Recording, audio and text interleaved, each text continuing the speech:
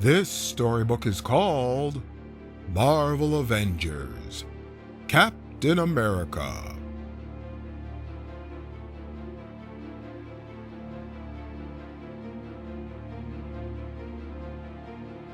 As war broke out in the world in 1940s, ruthless forces like Hydra, directed by villainous Red Skull, Arnim Zola, and Baron Zemo, tore through Europe.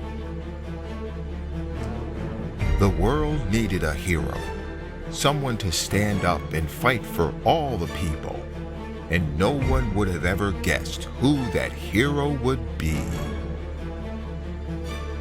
In the borough of Brooklyn, in the great city of New York, a young boy named Steve Rogers sat, dismayed by the newsreels he would see each week in his local theater.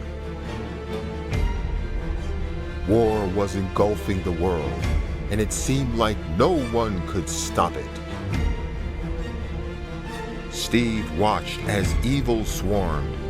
Though he was small and suffered asthma, he wanted desperately to fight for what was right. But the army only saw Steve's size, and they wouldn't let him join. Steve never gave up, and on his 17th attempt to enlist in the army, he was finally let in. He was surprised to hear that he had been a part of a secret operation called Project Rebirth. The scientists, led by Dr. Erskine, wanted to create a super soldier. Though all of the candidates were put through intense physical training, as well as other tests, only one of them would receive the treatment to become a super soldier. Dr. Erskine finally chose Steve Rogers for the experiment. It was more important to Erskine to find someone who cared about right and wrong and the American spirit than to find someone with muscles. Steve drank Erskine's secret formula, was encased in a metal box, and then bombarded with Vita rays. Anyone else would have been scared, but all Steve could think about was finally getting a chance to help those in need. Within seconds, the transformation was complete. Where once stood a 98-pound weakling, now stood the world's first and only super soldier. Steve wasted no time getting straight to work, fighting for freedom across the globe.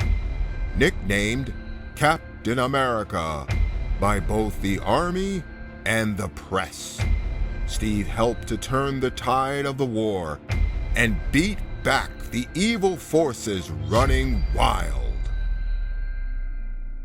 But even Captain America couldn't save the world alone. Along with the brave soldiers of the world's finest armies, Captain America met other heroes, including his sidekick, Bucky Barnes. The two became best friends during the war.